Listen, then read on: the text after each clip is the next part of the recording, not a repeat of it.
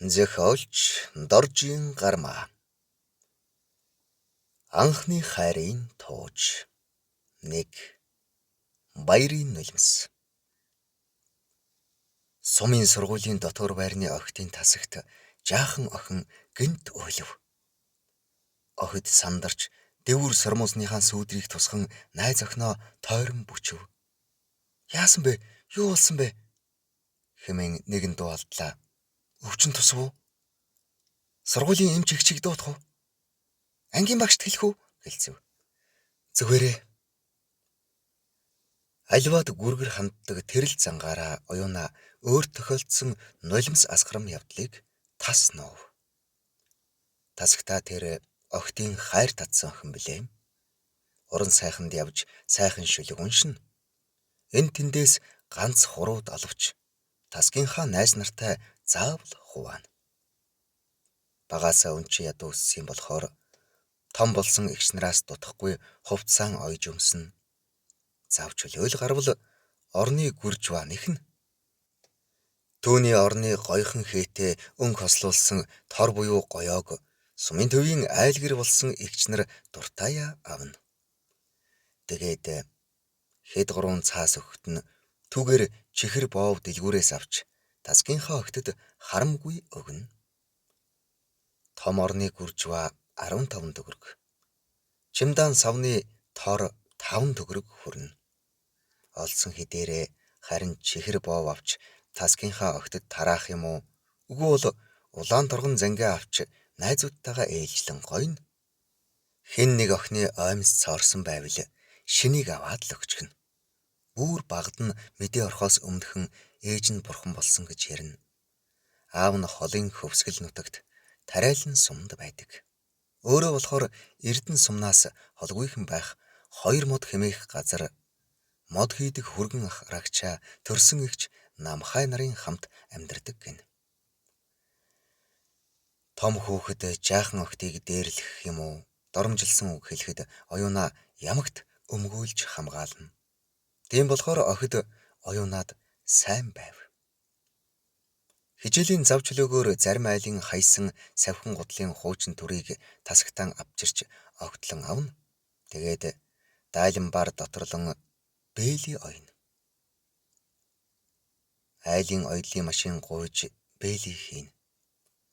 Ганц нэгхнийг биш, бүр 10-20-оор нь бээли урлана. "Энүүгээр яах гэж байгаа юм бэ?" гэж асуухад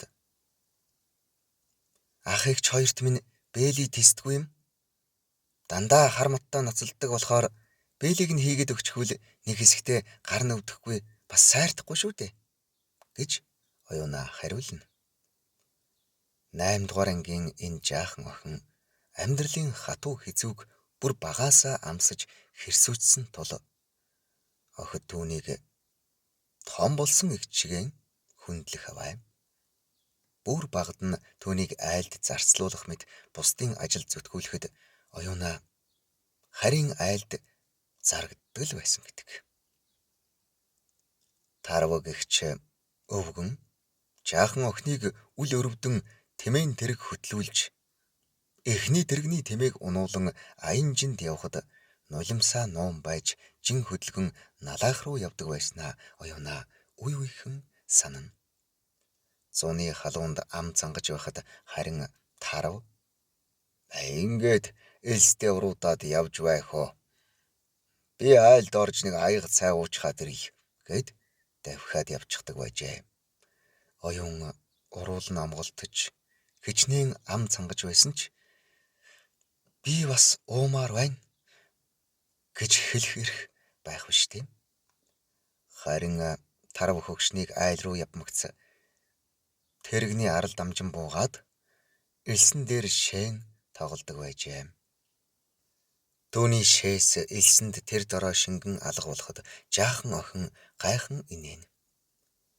Элсэн дээр тоонолж зураад толгойд нь хоргол хатгсан дэрс голдон зооход нар тэрхүү хорголын сүүдрийг тодсхон жин үд болж буй гэж заадаг байсан тул тэр тоглоом охинд маш сонин санагддаг байлаа. Охин 4-5 дугаар ангиас ах эгчийн зааснаар шохон үлдвэрийн уурхайд жижиг чулуу түүж овоо болгон овоолдог ажилд гардаг байв. Шохон уурхайн жижиг чулуу чингэж күблэх амаргүй ажээ. Хаашаа метр тэгдэрүүлжин овоог өдөрт ганц 2-оос илүү хийж үлж чадна.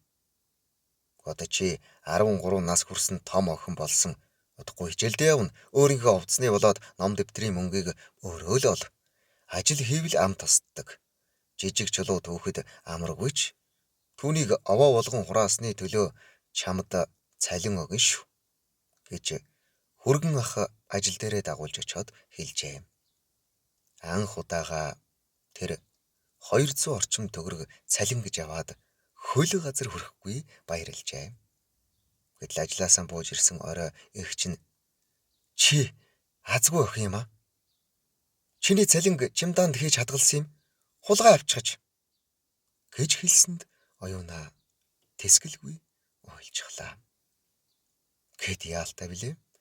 Ахаал шохон чулуу түүх ажилдаа гарав. Ингэж оюунагийн хүн бие төлөвшлөө. Тэр хэнээс ч хашир болж томчуулд итгэж чадахыг байв. Түүний цээжинд өөрийн гэсэн нэг хүн буу болсон шиг санагдана. Тэр өөрийн хүн гэгч хэнээс ч илүү өөрийн өмөөрн хамгаалж ажил хөдөлмөрт шамдуулсан найз мөн шиг. Цээжин дотор байгаа тэр найзынхаа оюунаа сэтгэл гэж нэрлэв. 10 хэдхэн наснд нь буй болсон ариун сэтгэл гэгч дотны найз амьдрал түүнийг хатуужуулан өдрөөс өдөрт томчууллугаа идэл өөрөө л бодож сэтгэхэд сургажээ. Ингэж зовлон үдсэн өнчин боловч ариухан сэтгэлтэй оюунаа гинт үдшийн бүрийгээр уйлсанд охид сандрав. Түүнд ямар нэгэн засч залж боломгүй гай зовлон учрвуу гэж хүүхдүүд айцгаав. Угаас амьнэгтэй тэгээд олон охидын хайр татсан өнчин өрөөсөн эгч ямар өвчин тусаавал хэмээн охид айцгаажээ. Оюунаа өөрөө болохоор хэн нэгнийг өвдсөн байвал ухаан гартлаа айж сандрна. Тэр сургуулийн эмчд мөнөөхөн өвдсөн хүүхдийг үзүүлнэ.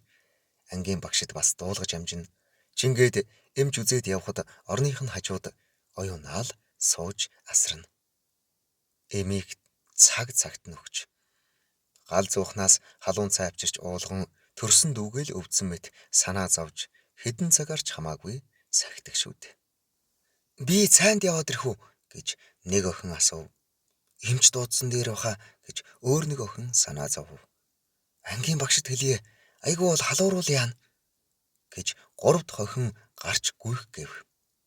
Гүчи байц би зүгээрээ гэд давлан нулимсаа арчин оюунаа бослоо.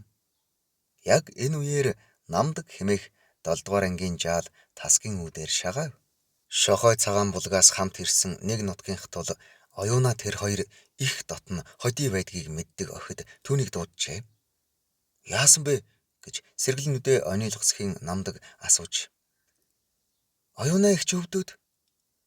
Саяхан асгартал уйлсан гэж л бодчих.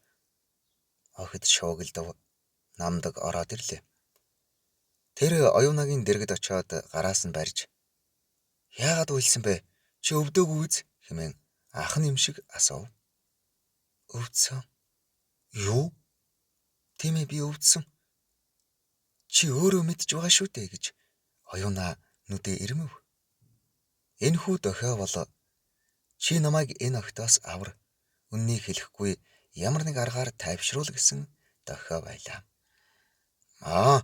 Тийм. Алив миний захиаг өг. Би зүгээр л чамаар тоглоом хийсэн юм аа. Гэд намдаг түүнийг гижигдэн дэрэн дороос нь нэгэн дугтуйтай загтал аваад шурхийн гарч гүйв. Охид гайхан дуу алдацгаав. Нэг нутгийн жаал хүү ихчээр нь доогдох уу хийн захиа өгсөн гэхэд итгэмээргүй байлаа. Өнчин хүн өөнтөгч гэдэг. Охид цөмөөрөө оюунаа ихчийг ээжгүй хагас өнчин гэж мэдцгээдэг. Тийм ч учраас оюунааг хайрлан өрөвддөг билээ. Тэдний тасагт хамгийн бага нь гэхэд 5 дугаар ангийнх, тэгээд 6 дугаар ангиас 3, бусд нь цөм 7 дугаар ангийн охид амьдарч байлаа. Охид хаяа ам халахлаараа юу хийсийг ярих билээ. Тэдний оройжин ярьсан хазар хорсгом шулганаанд хэн нэг ахлахангийн хөвгүн захиа өгсөн юм уу? Өдөш орой уулзъя гэж өдсөн гэх мэт ичмээр зүйлч өөрийн эрэхгүй гараад л ирнэ. Тэр бүхэнд охид хай хэмээн дуу алдацгааж хөнжлийн сэжвэрээр нүрээ хаана. Янаг амрагийн явдал тэдний хувьд ичмээр мөртлөө саваагүй зангаар сонсмоор санагдана. Охидын тасгийн хажууханд манаачин гэр байдаг байлаа. Хотоос ирсэн эгч аавыгаа шөнө ээлжиндээ гарсан хойгуур нэгэн багшийг харсаар байтал өдөж гэртээ орсныг нэг нь хэлжээ. Тэр шөнө охид гэрийн гадаа өлмидэн очиж гэрээс сонсогдож буй аахлах ууглах эр хүний аргил дуун эмэгтэй хүний тачаадан дуун алдахыг чагнаад арай л тэслгүй инээлдсэнгүй тасагтаан гүйн оржээ. Иймэрхүү явдал бол томчуулын хэрэг гэж охид мэдж байсан боловч бас нүд нь оч шиг гэрэлтсэн жаахан амьтад тийм явдлыг үзээсэй гэсэн шохоорхолд автсан удаа би ажээ. Битгий дахин тийм сонсох гэж гүйгээрээ бид чин жаахнаараа ариухнаараа охид шүү дээ гэж хашир ухаан гарган оюунаа охидод хэлжээ. Сургууль дээр хичээлийн завсарлагаанаар юм уу аль нэг чөлөөнд хэн нэгэн хөвгүн гараас нь барих тоглоом хийсэн төрхөөр хазрын хорсдол үнсээд авахд охид байж ядна. Тэр тухайга оюунаад заавал хэлнэ. Харин оюунаа эгч нь юм шиг дуугүй сонсоод битгий айж ичээдвэ. Бас тийм цаг ирнэ гэж бодоод анхны хайр ирэх мөчийг хүлээн суу. Саваагүй ирэхэж хөвгүүдэд уруу татагдвал муухай юм болно шүү гэж л хэлдэг. Гэтэл өнөөдөр юу болох нь энэ вэ? Яагаад оюунаа гэнт уйлав? Юуны учир намдаг түүний дэрэн дороос захиа авч цухтаав? Яагаад чухам намдаг оюунаа ихчээр тоглоом хийж захиа өгсөн хэрэгв? Энэ бүхэн нууцлаг битүүлэг үлдлээ. Оюунаа тэр өдөр баярлсандаа уйлсаажээ. Учир нь энэ аавгаа их хорвоо дэлхий дээр анх удаа учирсан хайрын эзнээсээ сэтгэлд баяр төрмөөр гой захидал авсан ажээ. Анх учирсан гэрэлт цагаан сартай дулаахан шөнөө оюунаа бодов. Тэр шөнө ямар гайхамшигтай гоё байв. Оюунаа амьдарч ирсэн 16х наснда том хүмүүсийн амьдралын хэв маягаас нэг л зүйлийг ойлгожээ. Тэр бол яруу найрагчийн шүлгэнд гардгаар хэрв хайргүй бол бүү үнсүүл гэсэн үг муу юм. Тэглэр хэрв хайраа нэгэнт өгч анх удаага үнсүүлсэн бол тэр хүнээсээ бүү хагац. Түүнтэйгээ үрд амьдрах хэмээн оюунаа өөртөө хэлжээ. Анхны захиа өгсөн тэр хүн бол түүний насан турш хайрлах залуу мөн хэмээн оюунаа бодох ажгүй. Учир нь түүнийг бүр олон жилийн өмнөөс оюунаа мэддэг байв. Битсэн шүлгээ шохон үйлдвэрийн өндөр довжоот улаан болонд уншиж байхыг анх хараад оюунаа яасан эгэл даруухан сайхан хүн бэ гэж бүсгүй хүүхдийн зөм бэлгээрээ сэтгэлдээ дуун алдсан билээ. Түүнийг гэрэл дод гин. Шүлгээ уншиж уулзалт хийсэн орой ах эгч нар нь гэртээ ирээд манай ч өвгний ганц хүү шүү дээ зайлуул. Хэд хэдэн ном гаргасан. Мандаа бол том хүн шүү. Даруухан сайн залуу шиг байгаа юм гэх мэт ярилцсан. Маргааш нь эгчтэйгээ гэртээ үлдэхэд манай эндхийн залуу хүүхнүүд түүнд сэтгэл алдардаг юм. Ямар хүүхэн түүний хань болдог бол? Саяхандаа цагаан булгийн 2 хүүхэн түүний тухай амаа олохгүй суурч байна билээ. Ямар азтай нь гэрэл додод тоогддог бол гэдэл. Уг нь хэн хүнээс илүү сайхан хүн биш шүү дээ. Ердийн л нэг бор залуу. Гэтэ түүнд охидын шохоорхол татах ямар нэгэн увдис байна гэж эгч нь санаа алджээ. Тэрхүү Охидын шохоорхол татах ямар нэгэн увдистай залуухан бор залуу чингэж сэтгэлд нь цэцэг ургуулan мөнхөд үлджээ. Гэтэл саяхан юу болов доо? Гэрэлд цагаан сартай шөнө. Гэрэлд гэнт түүний сэтгэлд харван ирсэн босов. Тэрхүү гэрэл дотноос харвсан туяа мэт сайхан үхтэй янгийн захиаг оюуна өнөөдөр авсан босов. Чухам юу болсон хэрэг вэ? Гэрэл додны туяа буюу анхны захидал. Инээх уруулын чинь хөдөлгөөнийг ирмэх нүдний чинь харцыг ирж өнгөрөх цаг болгонд элэг зүрхээрээ мэдэрч байна юм би. Чамайг би анх удаага харахад хөдөлгөөн бүхэн чинь дур булаам ямархан нэгэн шохоорхол төрмөөр санагдсан. Тэр хөдөлгөөн бүхэнд нь уран бүжигчний хайранд дуудсан инхри ялдам инхэмсэглэл янаг дотн байдал нуугдаад байх шиг.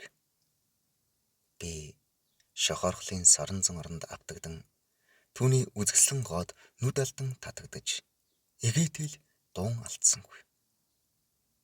Ийм гоо сайханд гайхан сэтгэл ханамжтайя санаа алдсансан. Үнийг хэлэхэд хэдийгээр тэр дээдсийн гой сайхан хувцас өмсөөгүй ч гэсэн байгаль ээжээс төрснөөрөө сэтгэлийм нь булаасан юм. Түүнийг анхаарад л би хамгийн мартан илбдүүлсэн бөгөөд тэр бол анхны харцаар дурлсан гоо үзэсгэлэнд ховсдуулсан залуу эрийн хүслэн мөн байсан. Би ингэж л чамайг анхаарад үнэхээр бүхнийг мартжээ. Чиний эгэл даруухан боловч залуу охины цус нэвт гэрэлтсэн сайхан хазар, гойлог сайхан нуруу туруу, урт өндөр гоо хүзүү, эвдрээгүй хоёр гар, гоёх гэж хичээгэгүйч байдгаараа л байж, дал мөрийн даган унжсан үс, дан дээлийн цаанаас зухих охин насны сая ургаж буй хөх, хагас хамгисан нэмгэн ягаан уруул, ухаалаг харцтай баг зэрэг ичингүрхсэн мойл хар нүд, долоогоо давмаар урт сормуус. Энэ бүхэн хорвоогийн нэгэн гайхамшиг мөнийг миний зүрх сэтгэл шивнэж байлаа. Яаж энэ хөөрхөн бүсгүйтэй танилцсан блэ хэмээн миний сэтгэл шаналж эхлэв. Чингэтэл соном жолоочийн баян хуурах хангинан вайлс бүжгийн аялгау ихшиглэж гарлаа. Би нөхдөө орхин чиний зүг тэмүүлв.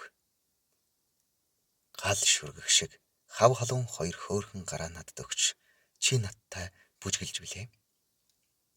Энэ бол од одтойгоо учран залгсан ерөөл байсан юм. Жаахан бүсгүй чамайг ичингүрхсхийн харж урдийн адил баяр баясгалан инээдэм шингэсэн мойлон хар нүдээр үе үехэн ширтэж ягаад чимб санаа алдаж билээ. Яруу найрагчийн минь сэтгэл бүсгүйн харцыг тааж ядахтаа энэ бүсгүй надтай уулзрахыг эртнээс хүсэж байсан юм биш үз хэмээн тааварлсан юм. Ингэж би чамайгаа оллоо. Тэр мөнгөн сартай шөнө бид хоёр юу эсийг ярилцсан билээд. Тэгэхэд би чамд Францын их зохиолч Роман Роллоны тухай ярьсныг санаж байна уу? Бүсгүй хүний хувь заяа болон амьдрал тэмцлийн тухай гайхамшигт зүрхэн ном бүтээсэн. Тэр их хүн амьдралын эцсийн мөчөө хүртэл их далай хэмээх оюун ухааны усан нэлий рүү зүтгэн тэмүүлсэн амьдрал мөрөн гэгч хүний сэтгэл санааны ориглон бадрангуй хүсэл буюу дотоод сэтгэлийн ариусгалын төлөө тэмцсэн эгэл жирийн бүсгүйн тухай сэтгэл бадармаар бичсэн байдаг. Хинч түүний оюун ухааны хөрсөнд нуугдмал байгаа тэмцлийг анзаарахгүй байна. Тэр бол нүгэл буйны эсрэг босч тэмцэх гэж оволзон буй бүсгүйн хүсэл шунал тачаал мөн болоо. Роман Роллон бичсэн нэгүүлсэл хийгээд үнэн. Энэ л амьдралд гол юм да. Би ахаад л ганцаараа үлдлээ. Би өөрийгөө бүрэн бүтэн авч үлдээж чадлаа. Би амьдралыг танин ойлголоо. Тэр хэрээрээ Түүний үн цэнийг ухаарч тэр амьдралын үн цэн гэгч надад юунд хэрэгтэйг мэдэрлээ. Амьдрал чи манд тугай. Би Бурхан танаа хор малтан тэмцэлд дуудаж байна.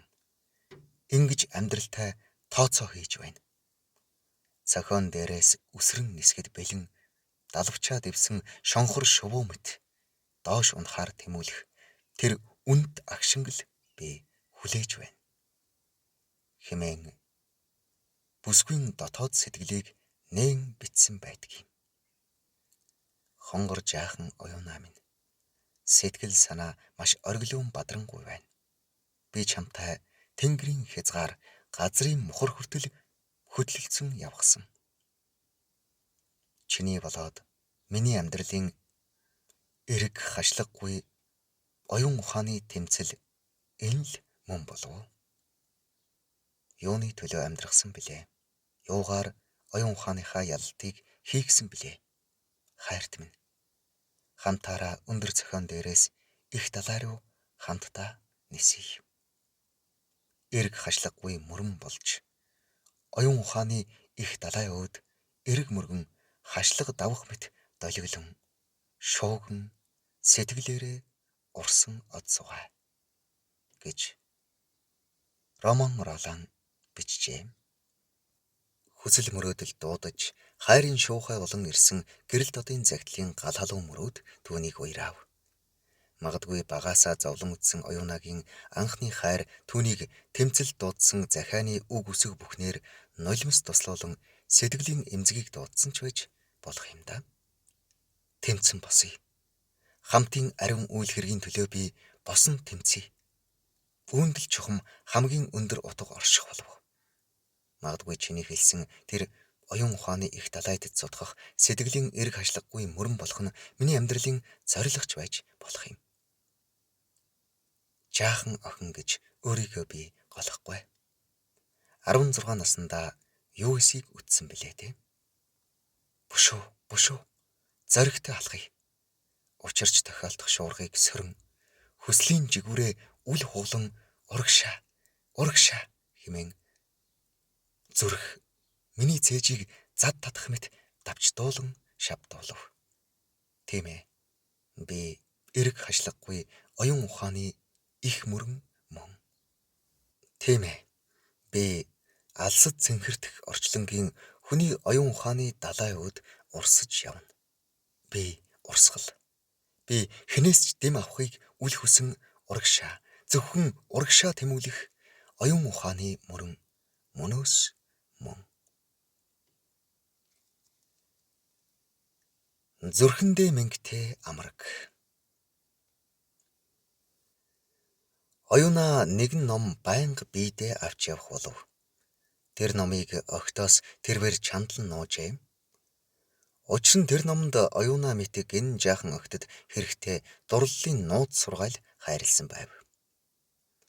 Адам Джексон гэж Америк хүний бичсэн тэр ном хайр гэж амтлах хийгээд ханаа яаж сонгохын нууцуудыг дэлгэн тавьсан байлаа. Хэн нэгнийг үнэхээр хайрлахын тулд түүний дотоод мөн чанарыг, сэтгэлийг харах хэрэгтэй.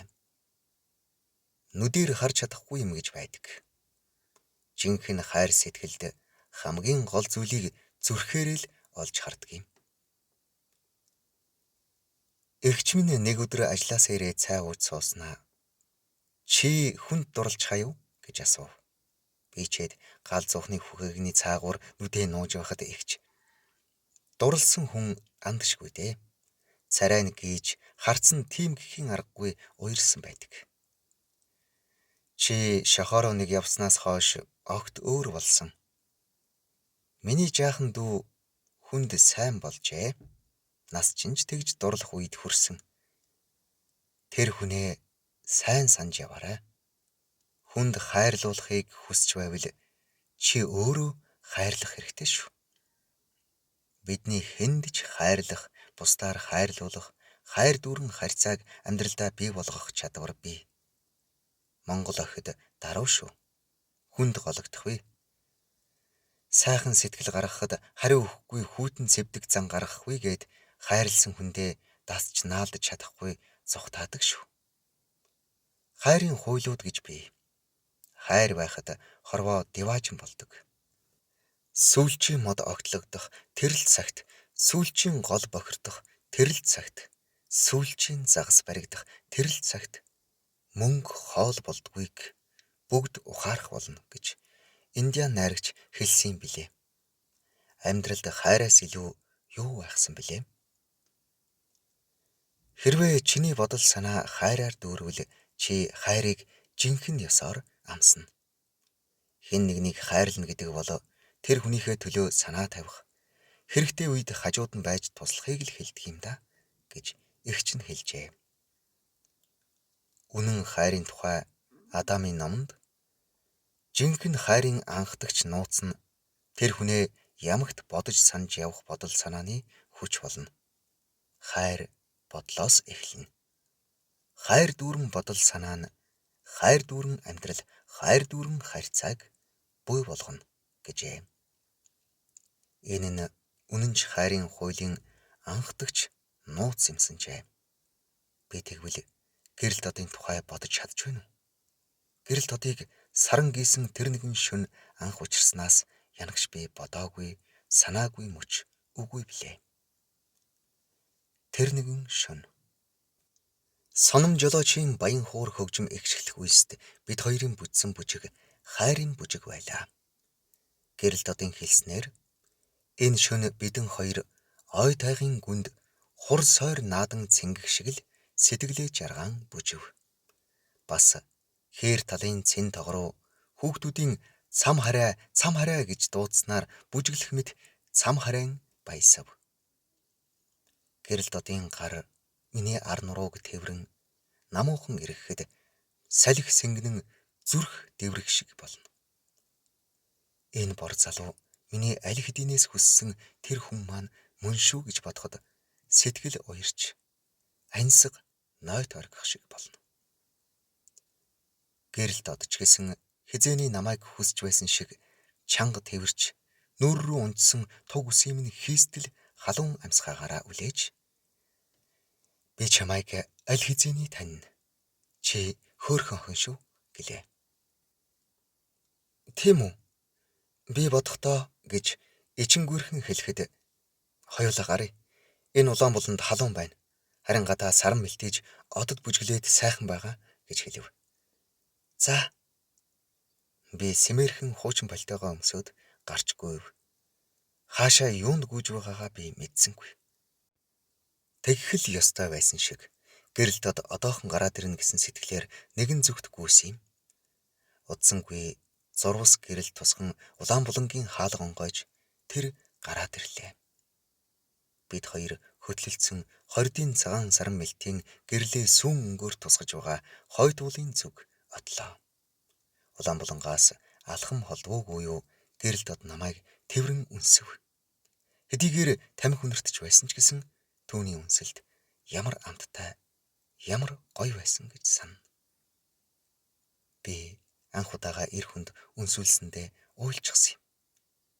Чи яаж вэ? Уйлж байна уу? Альвэ?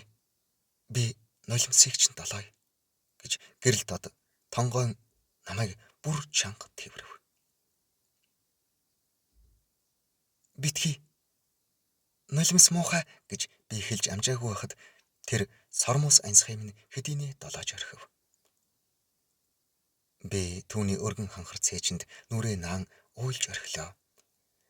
Ээждээ эрхэлсэн охин шиг чингэж бараг танихгүй шахуу хүний элгэнд нүрээ наан уйлахдаа би хизээ нэгэн цагт тэр хүнийг шүлгээ уншихыг хараад ямар аятайхан залуу вэ гэж бодсноо саналаа.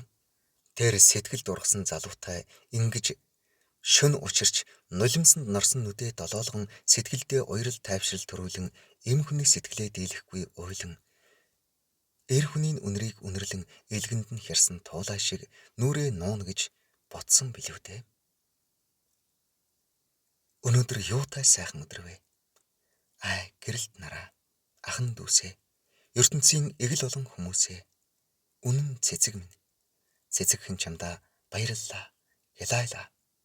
Чамаас анхны захиа авч сэтгэл минь онгойн өнөө оройжин баяртай байлаа. Энэ өдрийг би мөн ч их хүлээжээ. Даан чиг хүлээсэндээ сургуулийн оюутны байрны жижүүрийн ширээн дээр тавиастай байгаа захиагч нь харангуутаал би дуу алдаж дотор хачин болох шиг сэтгэлийн түмэн утасны аль нэг нь тонхийн чангаар цохих шиг болсон шүү. Энэ захиа намайг бүрэн баясгаж үнэн цэцэгтээ итгэдэг хязгааргүй итгэлийн минь түмэнтэй баталсан даанчиг амтлаг захиа байлаа. Хөрс талтан дэлхий дээр хүн амьтан олон боловч түүний дундаас онцгой хайртай үнэн бат минь сайн байна уу? Найз нь сайн байна. Би 7 хоног амраа дууслаа. Би амралтаараа шохоо орсон. Аав ээж хоёр сайн байна үлээ гэж хэлсэн энэ захиа түүний чин ариун сэтгэлийн үгсээр дүүрэн байж надад битгий сэтгэл зовоорой. Миний үнэн бата гэж төгсөжээ. Тэр захианда өөрийгөө үнэн цэцэг гээд намайг үнэн бат хэмээн нэрлэхийг гуйсан нь ямар хөөрхөн бэ? Чамдаа дахин баярлалаа. Үнэн цэцэгхэн минь. Энэ бол гэрэл додын анхны сэтгэл бадраам захиа байсан. Би энэ үнэн сэтгэлийн захианаас болж уйлж харин намдаг намайг огтоос авралаа. Хайрын нууцын 1-р бичигдсэн ямагт хайраас хайрлан санаж бодохын жишээг би үзүүлж чадлаа. Сэтгэл маш амарч би өнөөдөр жаргалтай байна. Айда энэ хорвоод итгэлт амаргаа олно гэдэг. Олсон хойноо түүнийхээ захиаг хүлээн зовно гэдэг. Зовсны эцэст анхныхын захиаг авч баярлах гэдэг. Юутай сонин, юутай жаргалтай мөч вэ гэж гэрэл дод бичсэн байлаа. Ингэж оюунаа нэртэй жаахан бүсгүй ханиа олж хайраа хүлээхийн жаргал зовлонг амсаж эхлэвүүдээ.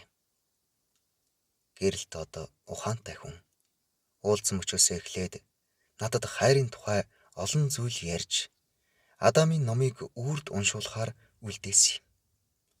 Би тэр номыг хаан ч явсан элгэндээ нуун үг үсэг мөр бүхнийг цээжлэх гэж хичээх болов. Сарм мэлдээсэн тэр шөнө миний нулимсыг долоож чадсан баатарлаг ир гэрэл додтой шүнжин хөдлөлдсөн явхдаа ярьсан бүхэн санаанд минь тодулджээ. Игчийн хэлснээр эрчүүл бүсгүүчүүлтэй уулзсан даруйда хувийн жаргалаа эдлэхийг хичээдэг гэсэн. Гэтэл харин гэрэл додод тийм зан байсангүй. Нэгэн шашны номонд сэтгэл зүрхээ аварсан хүн ертөнцийг ч аварна гэж сургасан байдаг.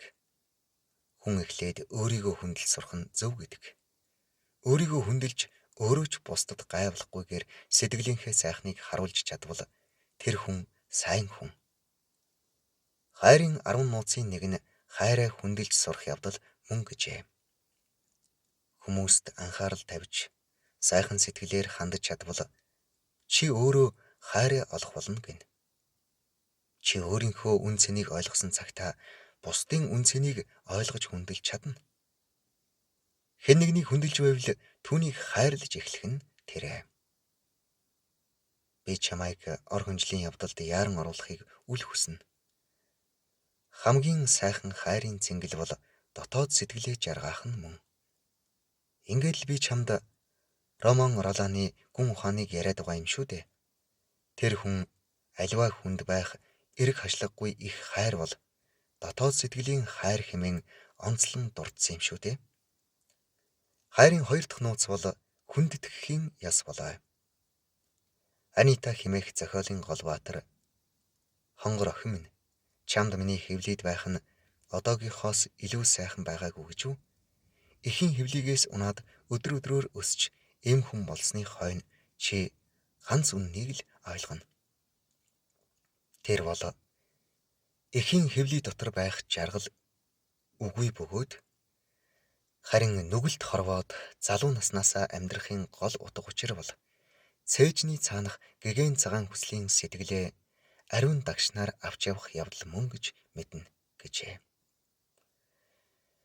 Тэгэхээр сэтгэлээ жаргах нь биеийн жаргалаас хамаагүй илүү юм шүү гэж гэрэл дод хэлсэн билээ. Сартай шөнийн тухай бодол минь үргэлжилсээр л.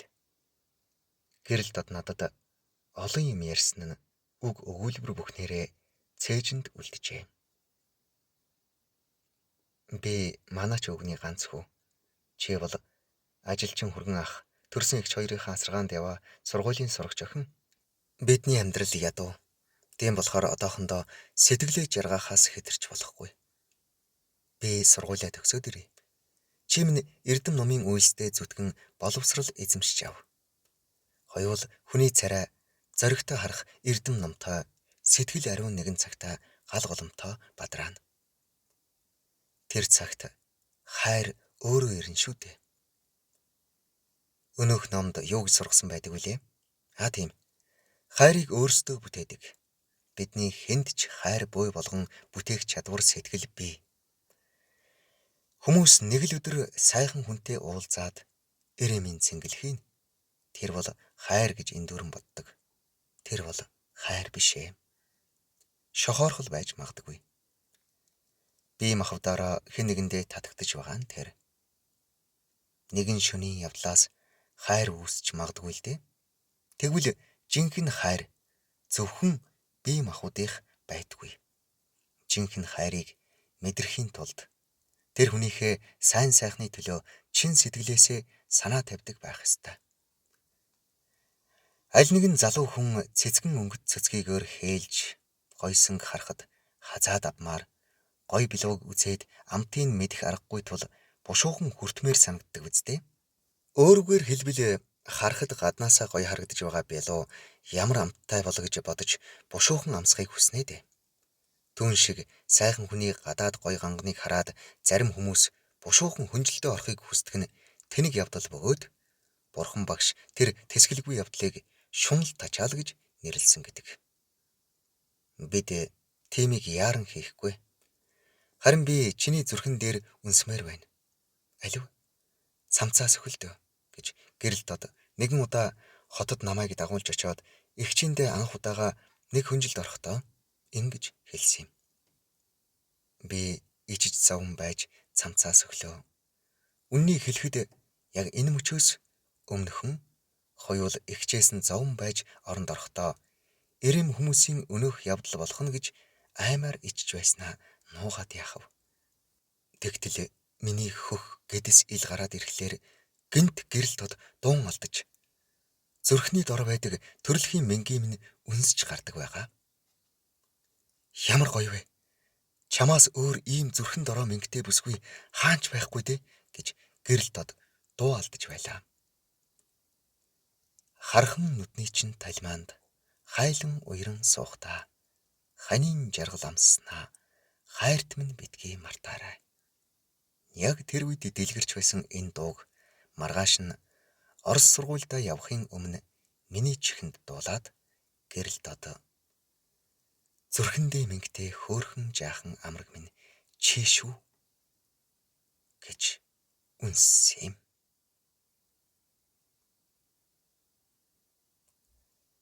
Зохиолөгдсөн Доржин Гармаа. Уншсан Эрхэнбаярын Батторж.